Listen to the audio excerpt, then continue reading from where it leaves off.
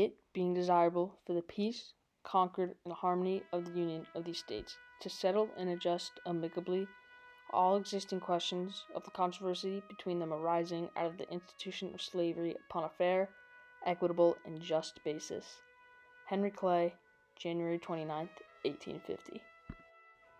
Why was it important for the Congress of the United States to quickly answer the questions and resolve the issues with the institution of slavery in the nation? Unlike how the government thought, after the Missouri Compromise, the debate of slavery did not end. This is because after the Mexican-American War, the United States gained lots of land from Mexico. The United States acquired present-day New Mexico, Utah, Nevada, Arizona, California, Texas, and western Colorado for $15 million. And with this land, the United States argued about which states should be slave states and which states should be free states. It all really started with Texas. Texas, who permitted slavery, would make the slave states have more power in the House of Representatives. The government thought they had the problem handled as they extended the Missouri Compromise line westward and denied them the ability to own slaves. With this debate being a sensitive topic, David Wilmot implemented a new amendment, Wilmot's Proviso, which banned slavery in all land acquired from Mexico. This had many Southerners angry, and they decided to support the slave side. When the national election for president came in 1848, the issue had not been resolved, and the people wanted answers with the issue of slavery. A new party was even formed called the Free Soil Party, who were pro-slavery, and they demanded Congress to allow slavery into these new territories. At this time, Congress tried to create a solution, but there was too much argument. That is where Henry Clay became very helpful. In February of 1850, Clay proposed that California be admitted as a free state. This satisfies the Northerners who did not want the South to gain the majority in the House of Representatives. It would also abolish the slave trade in the District of Columbia, along with paying taxes for a portion of their land and making it a part of New Mexico Territory. And the New Mexico Territory will split into two, New Mexico and Utah.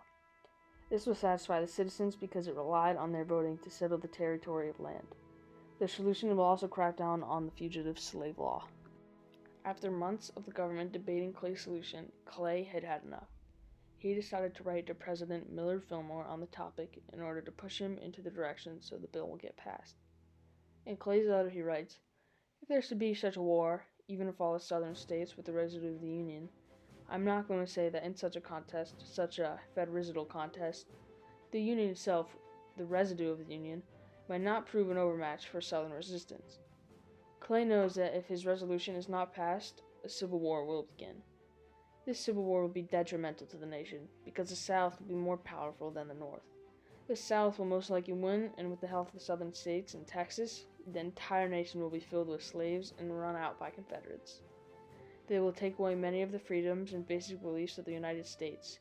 Clay fears what might happen if the government is run by Southerners and how they will change the democratical nation. With this terrible image put into President Fillmore's head, Clay brings up the solution that will solve the issue. In this letter, Clay also brings up the Missouri Compromise.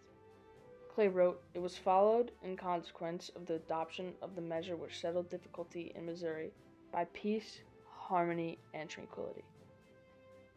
Clay wanted to compare his compromise to the Missouri Compromise, and that the people would have peace in the decision of their nation, instead of a civil war. There would be an agreement and friendliness between Northerners and Southerners. Clay wanted his letter to strike fear into the president and then give him a solution to end the problem.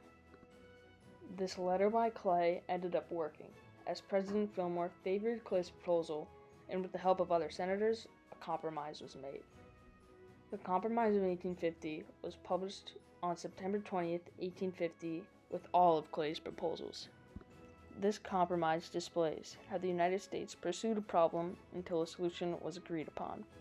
It also illustrates the diversity of the United States' beliefs and how everyone needed to be pleased. Pleasing everyone may be hard, but the government tries to make everyone happy. The government is run by the people, and one of the goals is to make every person feel content with the decisions, not just one particular group. The Compromise of 1850 exhibits how the different beliefs of the United States can work together and agree upon a way to make our country better.